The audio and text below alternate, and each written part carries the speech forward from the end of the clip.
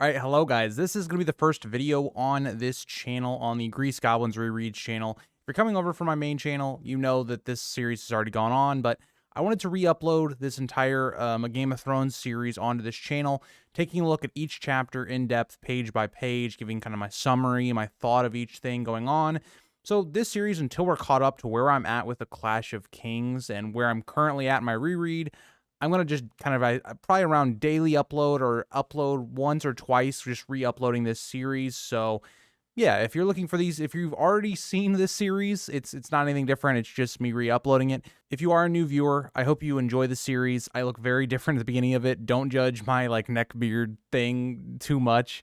Also, throughout this series, you're going to see a lot of different backgrounds, a lot of different mics, audio quality, all sorts of things. This is a collection of a series that I've done over the last 2 years, and I hope you guys all enjoy this series. So, without further ado, let's get into page 1 of A Game of Thrones. All right, so let's set the stage. We have Will, Garrett, and Waymar Royce. They are on a mission, more or less, to track a group of wildlings. They're about 9 days away from the wall, and Lord Mormont had commanded them to basically find them and either kill them or whatever. We're not 100% sure on that at the beginning of the story. And the story starts with our characters kind of talking about what they're going to do, right? So Will has figured out that these wildlings are dead, and Garrett and Waymar Royce are having this argument where, what should we do?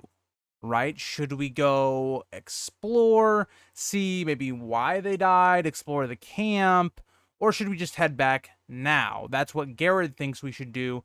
Lord Royce is not so sure, and we'll elaborate on that a little bit as we go through.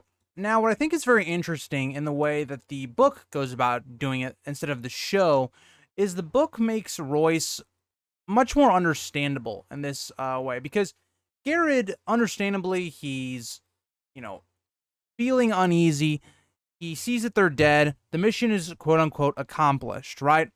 They track the wildlings. They're dead. Let's go back, report that to Mormont. But when you look at it from Royce's point of view, right, we'll learn a little bit later in this chapter that this is actually his first ranging. Royce wants to know why. When Lord Mormont asks, well, how did they die? Well, as we discuss later in this chapter as well, they don't really know. They just know that they're dead. So you can really see both sides here, and it is very interesting. The flaw here is that Royce should be kind of taking advice from people that are much more suited to being north of the wall and knows when things are wrong. So that is the flaw of both sides, but it's very interesting that even in this first page, George R.R. Martin already is showing us very human conflicts between both of these two characters in Garrett and Royce. And already from page 1, we see that Will is kind of the more passive of the two. He's not really giving his opinion on either side. He's kind of just in his head for a little while. Will is really just in his head and just kind of looking at the two and contemplating both of their arguments. And to end out page 1, we have this idea where we get a description of Garrett. Garrett is this man who has been in the Night's Watch for 40 years. He's basically spent his entire life here. And this is very key to understand as we build upon the chapter and talk about Garrett's feeling in here and how Royce, who even in this first page is antagonizing Garrett, talking down to Garrett. And it's something that is very interesting when we look at Royce is someone who has not been at the Watch very long, less than half a year. And he's already kind of talking down to Garrett, who is very much probably should be in charge of this group in any other situation. But as we'll talk about with this chapter, we're already getting foreshadowed on not only the politics of this world, but also the politics of the Watch. All right, so now moving into page 2. And again, Royce starts this page by kind of making fun of Garrett, saying, "What are you, afraid of the dark?" and stuff like that. And it's very ironic when we just got the line that Garrett has been here, right? He's been here. He's done this. Obviously, he's not afraid of the dark. And we really play on Royce's arrogance in this early portion of the chapter. Now, what I think is very interesting is that even Will notes the uneasiness going on. He can tell that Garrett feels very uneasy, like something's wrong. And this is something we're going to talk about as we go deeper into the story. is the others. How do they have this feeling where it's a proximity thing, where the closer they get to you, the more fear you feel, the more uneasy you feel, and the colder you get? It's something that, especially when we get deeper into the chapter, I want you guys to keep in the back of your minds. For you guys that have watched Lord of the Rings or have read the books, they are very similar to the way the Nazgul have kind of their proximity thing. So when we get a character like Frodo, when they first encounter the Black Riders or the Nazgul, they feel it coming. It's something that as they get closer, the fear builds in our characters. And that's something that's very apparent and present already, and we're only 2 pages in. And now we finally get a description of Will. He's one out of the 3 so far that really hasn't gotten a whole lot of description. And Will has been a ranger for 4 years. And this is already interesting. So we already know out of the 3, right, because we'll get further in on this page as well, that the person with the least amount of experience and is also the youngest here is the person in charge. So very interesting on that account. And it's also that Will himself says he's been on hundreds of rangings. Now, this is interesting for a couple reasons. One, it shows us how active the Watch is trying to be. What is Mormont's motives? How he is trying to figure out what's going on north of the wall. So it already establishes what's kind of going on at the wall, right? How they're trying to figure out what's going on. And another thing that I want to talk about with Will here is that he said on his first kind of ranging, he was really scared of all the tales he had told and all these. And what I think is very interesting and what needs to be brought up here is that, one, this establishes that a couple things that we're going to see later on in not only this chapter, but the next couple chapters as well, is that a lot of these things that are unnatural have become very much myths. They have faded into just child's tales, right? So again, well, we can even note this back to Lord of the Rings, right? Because George R. R. Martin takes a lot of inspiration from Lord of the Rings. Things like the Ents, right? Or the Lorien elves have basically just faded into tales, or even the Ring itself. So again, George R. R. Martin does the same thing where he plays on that. And Will, at this point, he's not even afraid of the haunted forest anymore, right? He has seen nothing that has frightened him in his hundreds of rangings. And it's going to be interesting because Will talks about how he feels uneasy on this night, particularly, though, right? So, and this is another interesting question where if Will has been on all these rangings, right, why is it just now that he's encountering some weird force? And I think that's very interesting question to talk about as we get further into the chapter. Also, I want to add to that is saying that the wall and their philosophies, especially like Mormont and Aemon, talking about how, you know, there is this threat north of the wall. It's not really taken seriously in the rest of the realm outside of like maybe the north. And that is kind of reinforced with kind of this little paragraph that we get from Will in page 2. Again, we have a bit more development that as they have gone farther north and as they've gone farther away from the wall, Will has felt that the coldness is growing and that he has this feeling of being watched, which again, very interesting because Will has never had those feelings on any of his other expeditions, if we are to take his thoughts at face value, which we should. It's a very interesting idea that why is this the time that everything's going down? And we kind of end out page 2 with a description of Waymar Royce. Waymar Royce is only 18 years old. He's very young. He comes from a very noble and powerful and old house in the Royces from the Vale. And we get a really big description of how fancy his clothing is, how much bigger his horse is than Garrett's and Will's. It really goes to show you, okay, why is this guy in command? And if we take a logical look at it, we go, okay, well, it's because his family's rich, and we don't know how people come to the wall yet. We're not even in this chapter are we given a ton of information about how the Watch as an organization functions. But this is kind of our first hinting that, okay, there are some politics going on at the wall. And because he's from this bigger family, and he has to be given this place of honor, the Lord Commander Mormont has to appease his father so that they will continue to send men. and all of that. And I think that's a very interesting place for George to already put a lot of that foreshadowing into the actual politics that eventually characters like John will face and others as we get further into the story. And that will take us into page 3. What I love about the start of page 3 and what it does to establish things later on is it shows how Garrett doesn't really respect Royce. And this, again, makes complete sense, right? Garrett has been at the Wall for 40 years. He is a veteran here. He knows the ins and outs of the Watch. And yet, he is being commanded by this kid that is 18 years old, very young. A character that has never really been even all the way up this north, this far. He's a character that is arrogant. And it really shows you how Garrett doesn't respect that, right? Where Garrett was actively laughing with some of his friends about Royce. And I think this is interesting because I think it foreshadows and almost mirrors the way John is going to be received later on, right? Where John kind of comes to the Wall later on, and he is someone that kind of looks down on all these people and thinks he's better than everybody else. That is a little bit of, not a little bit, that's a lot of what Royce feels here because he's from this big house, this powerful house. He feels better than everyone here. And I think that's very good. We already have in page 3 things that George is going to be setting up for later on when John eventually gets to the Wall and starts his training. I really love that, and it's something I never, picked up when I read the books. And that's something I love about rereading this story is I pick up on something new every single time. But like I said earlier with Garrett begins to again start pressing Royce. Like, we need to go back. We did what the Lord Commander said. We tracked the wildlings. They're dead. They're no more.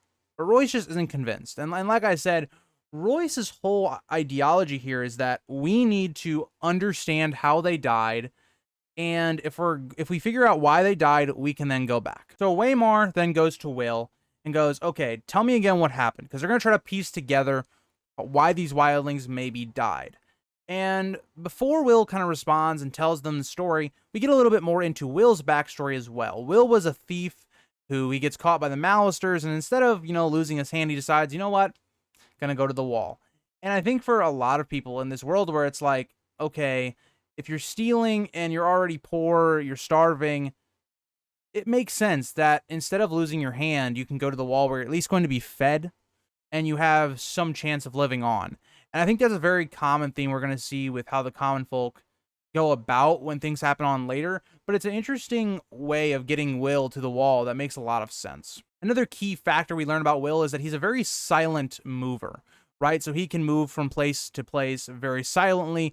And maybe that's why when Will goes to the camp the first time, there's really nothing weird going on, right? Everyone's just dead. Maybe that's why. Because as we see later on when they go for the second time, the approach is much different. So that's something I want to note as well to keep that in the back of your mind and why maybe Will didn't run into some conflict early on. But Will tells how there's a camp about 2 miles away over a ridge, and there are 4 bodies of both men and women. And what is very interesting to note here is that Will claims there was a fire pit, but there was no fire, but there was also no blood. And no one could have stayed that still, so these bodies have to be dead, right? No person could have stayed humanely possible just laying there, because if you think about it, right, when you try to keep your hand still like this, your hand shivers to some degree, even though, you may not notice it, right? And that's what Will's kind of talking about here is that it's not possible for all these people to be laying that still while it's this kind of cold at this moment, while laying on the ground with no fire on. It's pretty impossible. And also Will, knows and respects his own ability that he snuck up to these people with no one knowing. So why would they just be laying on the ground?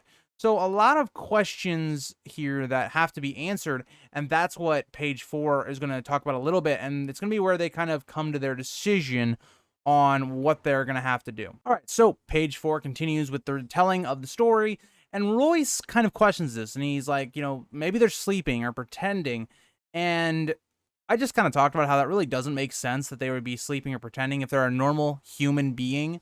But that's kind of how Royce sees it already. And a really interesting note here that George puts a lot of focus on here is that Will gets a chill, right? So it gets even colder than it has been at any point. And Will, a seasoned ranger, again, been on hundreds of rangings, gets very cold at this moment. Again, foreshadowing as to what will come later. And Royce, for all of his faults being arrogant, he's not a completely dumb guy, right? He questions Garrett how they died. And again, he goes to Garrett because Garrett is someone that's been here for 40 years. He would know how they would die. And Garrett says the cold. And again, we get George loves doing this. He gives us a very extreme description of definition of how cold kills you. And yeah, so a very quick page 4, because a lot of page 4 is Will concluding his story, Roy's kind of questioning it, and then we get a very long description of how the cold kills you. Very ironic, just based upon the things that happen later in this chapter. So Royce begins page 5 kind of questioning this. So how would they have died to the cold, right? And Royce questions Will, like, have you taken watch? You know, have you seen the wall? And Will notes, well, the wall has been weeping. So it's basically been like melting a little bit because it hasn't been that cold, right? So the whole idea here is that, well, it wasn't cold enough to actually kill them. And they also had means to a fire, right? They had a fire pit. There's wood everywhere. So it's a bit interesting that how would they die to the cold? And even Garrett and anyone else here really doesn't have a response to that, right? And Royce continues saying, well, these people had all the means to live. They just didn't. So, again, very interesting. And you also look at, okay, there was no blood. So no blood, it would imply, okay, they either froze to death or they starved to death. But again, they had all the means to live. So Royce is very correct here to assume that this is very weird, right? This is very awkward. How did this happen? And if Royce and this, and Will and Garrett were to go back and Mormont questioned and questioned Will about how they died, what would their answer be? How would you respond to the question, right? Because you would be like, well, there was no blood. We would assume they died of the cold, but it wasn't cold enough for them to be dead, and they had a fire. It's a very interesting idea, and Royce in this moment is very smart that they probably should figure out what did it. And this ends the debate. Basically, Garrett and Will, they pretty much have nothing to say against this because Royce is in my opinion, right. Now, does that mean that Garrett is wrong and that, okay, there's an uneasy feeling, something's up here, we should probably leave? He's also not wrong. I think they're both right. But it's just, they get unfortunate timing, and the way Royce goes about investigating, very stupid. And that kind of follows with them journeying to the camp, and finally it becomes nighttime. So they journey for a little while until they get to a little outside of where the camp could be. Will tells Royce, okay, we need to dismount, right? And this is obvious for stealth reasons, so you can sneak up on the camp, get a good view without being noticed. And Royce is already like, why are we getting off the horse? And it's like, this is my whole idea here, is Royce, educational-wise, seems like a smart guy. He picks up on things, but just survival-wise and logic-wise, doesn't seem like he's the smartest. Just based upon this whole interaction, and something that is very interesting to note. We also, again, get more foreshadowing from Garrett saying something just isn't right. Like, it's not right. Right? And this also gets compounded with the idea that Will he's very afraid at this point. He has no reason to be afraid, right? There's nothing upon them right now that they know of, but he's just afraid, and he can't understand why. Again, let's go back to the beginning of the video when I talked about the Nazgul. It's the exact same thing, right? Our characters in Lord of the Rings, so whether you want to say the hobbits or characters later on, all of a sudden feel afraid, and they don't understand why, because it's a proximity to the Nazgul. Very similar effects that we kind of talk about. And like I've talked about kind of a little bit already in this chapter, this page really does a good job of showing how cocky Royce is, right? He's kind of like, no fire, he's very assertive in this moment, and he really isn't looking for advice from people, right? Will is telling him to be kind of quiet when they go to the camp. Later on in page 7, he doesn't do it. And it's one of Royce's big downsides, is that he's just a very arrogant person, and that's how a lot of people that are born into privilege in this world just kind of are. And the plan basically becomes Will and Royce, they're going to go explore the camp, and Garrett is going to stay with the horses, make sure they don't run away or anything like that. And Garrett, like I said a little bit earlier, wants to start a fire. And he notes that this could be good against dire wolves, could be good against bears. And he starts to say the others, and Royce cuts him off. Right? Well, where again, we come to an interesting situation because Royce is like, let's not light a fire. It's going to alert all of our enemies, anyone around, which is very true. But again, Garrett is the more seasoned man. Garrett is the man that understands the situation probably better than Royce does. But we can see both of their points. Something George R. Martin does better than I think any writer is showing us these are two very human reactions to a situation. It's not forced conflict. It makes a lot of sense as to why each character would want this solution or this solution without making it feel forced. And page 7 starts with Will leading Royce to the camp. And what I think is interesting here is that Will is kind of being very stealthy. He's very much crawling, being very silent. And everything that Royce does is quite the opposite. Royce has his sword. He's getting it stuck on like the bushes and the trees and everything. And Will's telling him, dude, can you stop? Like, he's got his chainmail on and you can hear him softly. And Will comes to the ridge. And he's horrified to see that all the bodies are gone. They're nowhere to be found. They've just kind of gotten up and walked away. Right? And Royce, being the arrogant guy he is, just walks out onto this ridge. Because Will is on his stomach, right? Just like peering over the ridge. Royce is just like, you know what? Let me have a big heroic moment where I go like this and I stand on top of the ridge so everybody and their mother can see me if there's anybody down there. And Royce does not seem like he understands the situation. Your guy here, Will, has just told you that there were a bunch of bodies here. And why would he lie about something like that? And then Royce is just like, oh yeah, it looks like your bodies have just disappeared. It's like, dude, come on, man. I get that you're arrogant, but come on, man. Like, why would Will lie to you in this situation?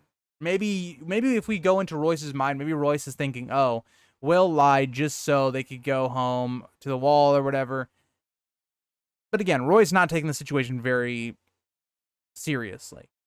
What is very interesting to note here is that all of the weapons are still in the same place, right? So there was an axe that we're given a big definition of earlier when Will is telling the story, and it's still there. So it's interesting how the weapons are left, but all the people have gone.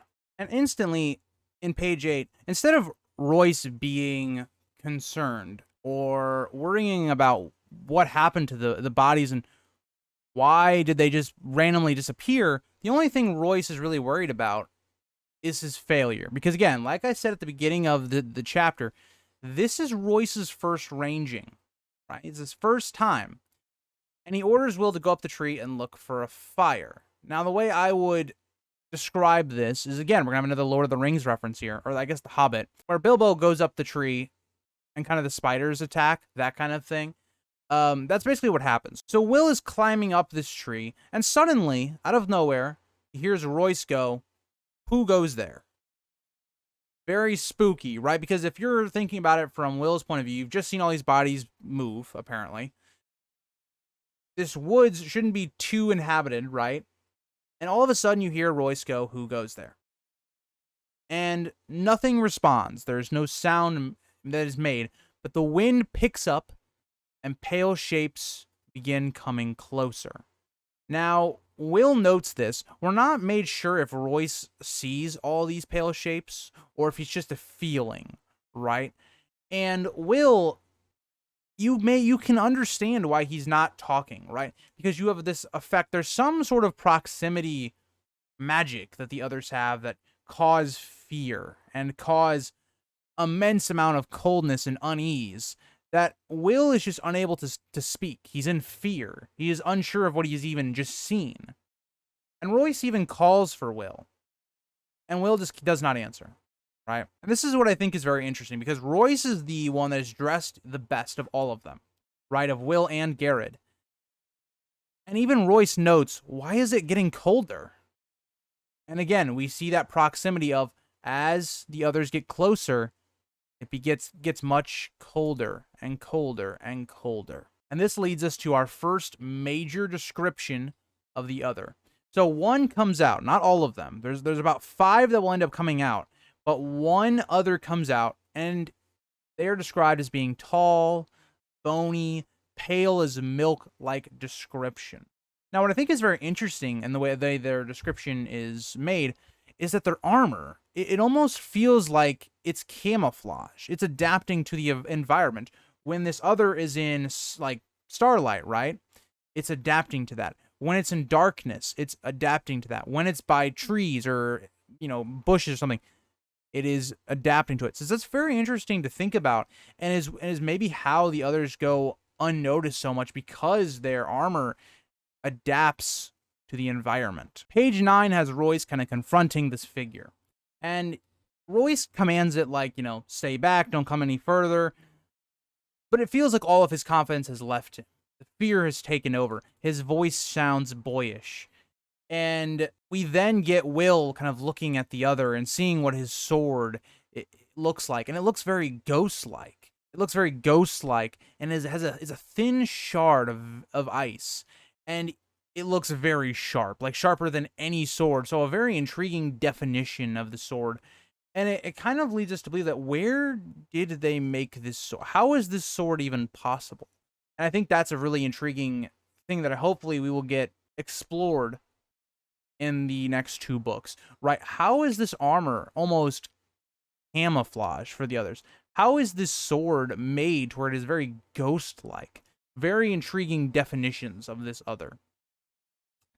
Royce then starts to begin combat, and for a little while he puts up a fight, right? He's checking blows here and there. But what's very interesting is that when the swords clash, right, it almost sounds like an animal is screaming or dying.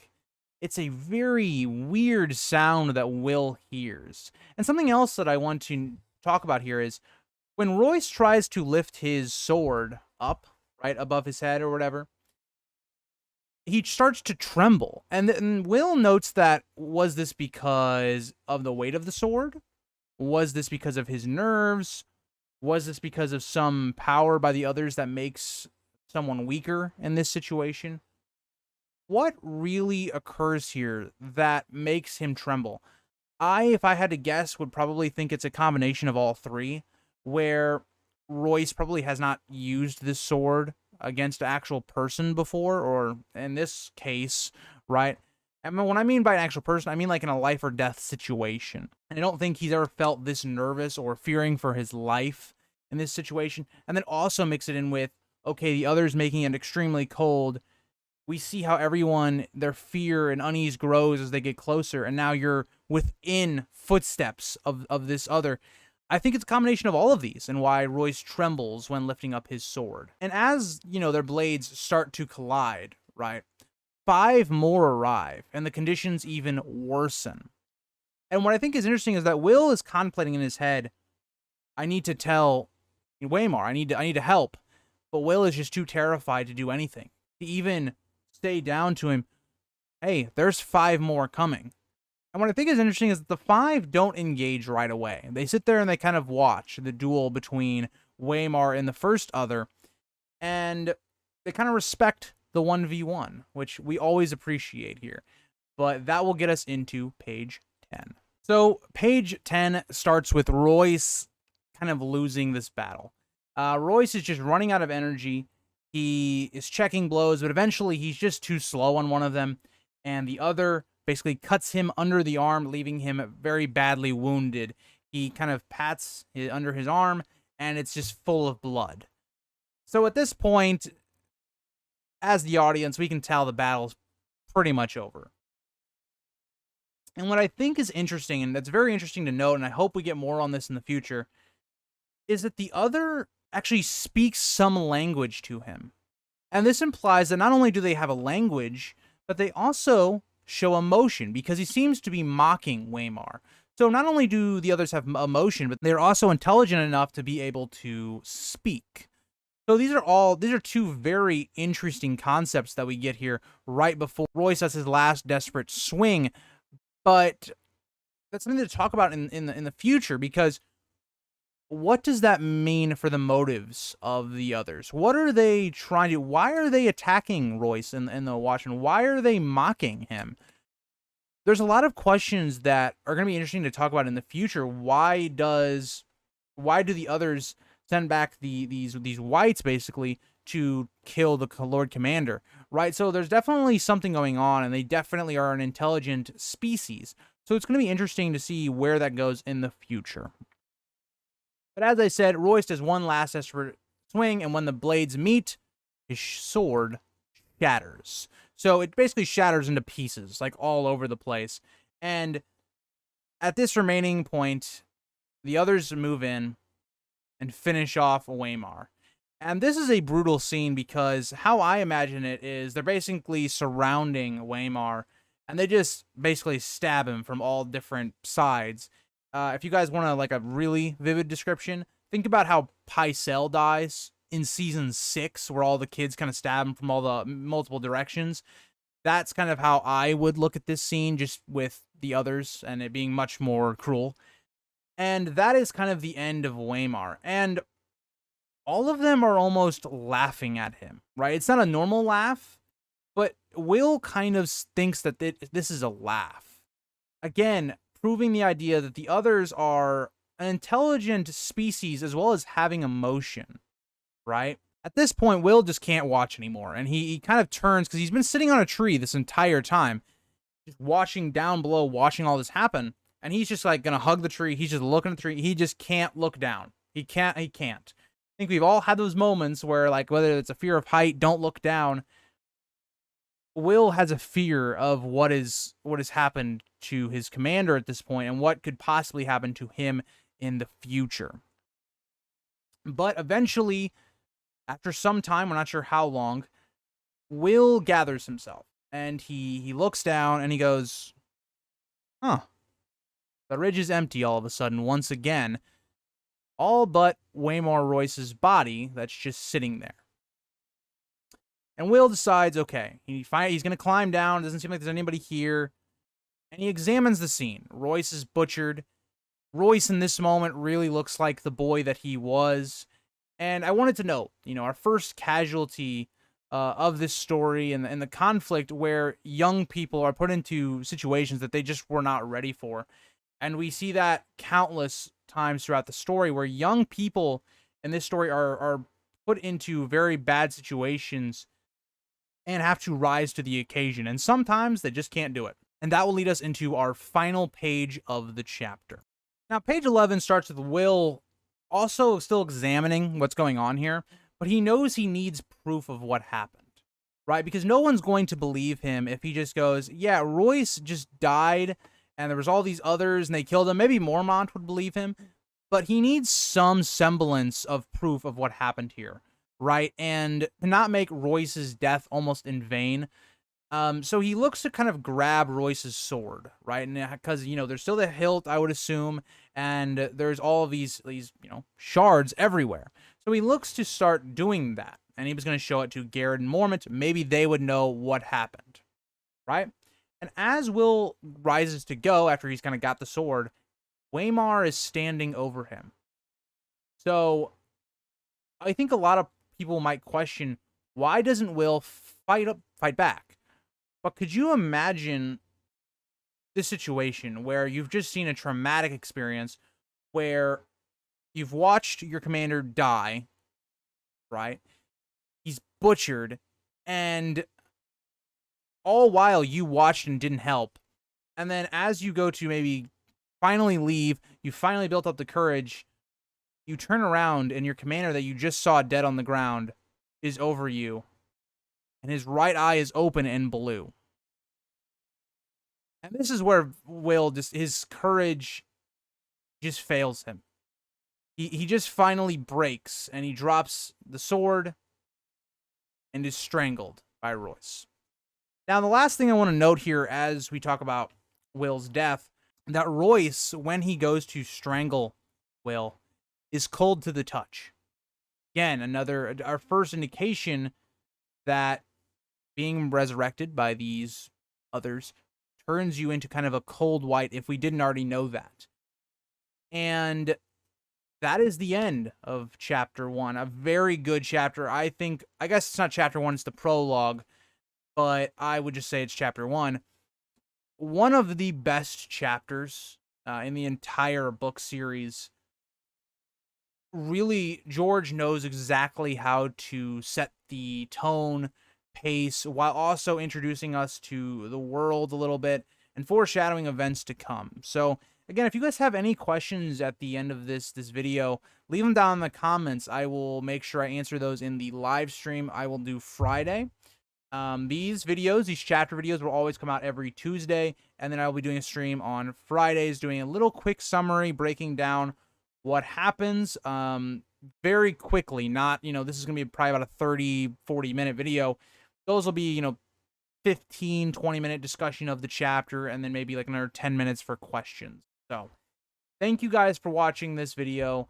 I hope you guys enjoyed episode 1, and I will see you guys all for the live stream on Friday or episode 2. Thank you guys, and I'll see you in the next one. If you think this has a happy ending, you haven't been paying attention.